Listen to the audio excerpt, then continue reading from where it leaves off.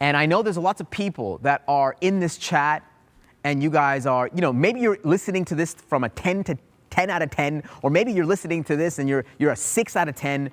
For the next 2 minutes, I want you to be a 10 out of 10, because I think this might be one of the most important things that you hear over the next number of years.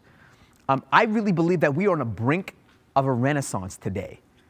In 1,000 years, they will point to this moment and they will say that we are in the 21st century renaissance, which is eerily similar to the 15th or 16th century renaissance, where you had a number of disruptors come together. And today, the same thing is happening. We're having a number of disruptors really come together.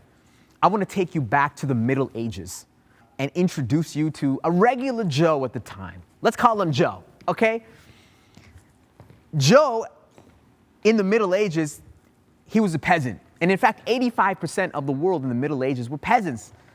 And life was hard. It was crude. 10 hours of back-breaking work on the farm. It's very similar to, in 2021, as like a meme creator today. This is the same job, I guess. And thank you very much. No one's, thank you so much for laughing at that. I really appreciate it. And the thing with Joe is that there was no way for Joe to move up in class. Throughout generations, there were no ideas, there was no aspirations, no inspirations, no dreams, no prospects. If he wanted to move up, he literally had to be blessed by the noble class.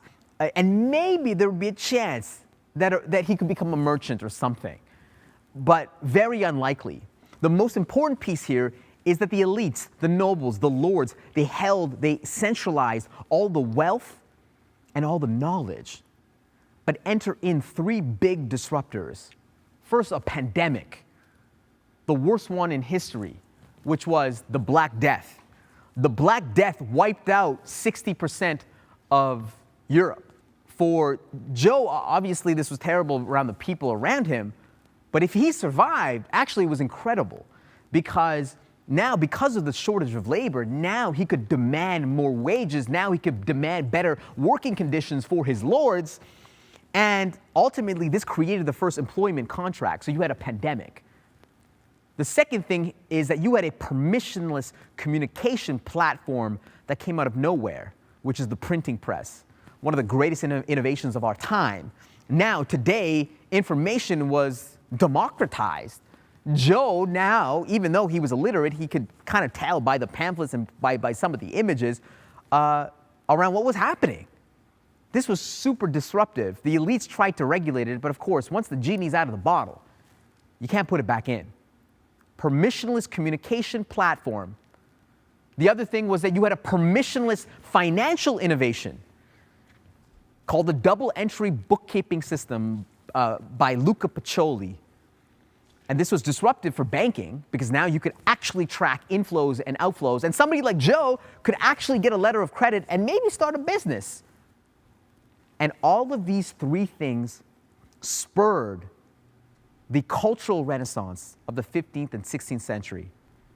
It's interesting, because today you have 3 disruptors that are really come to play. Number 1 is you have a pandemic. Number 2 is you have a permissionless communication platform known as the internet. And third, you have a permissionless financial protocol called the blockchain. All of these things converging. This is going to be the 21st century renaissance. And what's going to allow people to do is to monetize their craft with no middleman involved. It's going to get into different industries. It's going to allow students to no longer have debt, but have equity. It's going to allow us to actually own and monetize our own health data. It is going to tokenize the world. And the reality is that today, the genie's out of the bottle when it comes to the blockchain. Like, I know there's a lot of hype around it, and there is, and we're definitely in a hype cycle, but the genie's out of the bottle, and it's not gonna go back in. We are literally entering into this phase of decentralization. It's funny, if I look at this phone right now, all these apps that were on my phone, it's incredible. To start, we had weather and the news and all these apps on our phone. And it's incredible to see how this thing has evolved. Now we have Airbnb and Uber and TikTok and all these really incredible apps. And right now on the blockchain, you have these apps, things like crypto and NFTs and decentralized finance, DeFi, social tokens. I mean, this is pushing, we're just starting. You have thousands of developers across the ecosystem that are building on top of this unbelievable platform. Like, the game has just started. And what does this mean for valuations? I think this is an exciting time for valuations. Now that you're going to have more things that are on chain, how do you value things that are moving into a digital world? How do you value digital art that is being bought by digital money?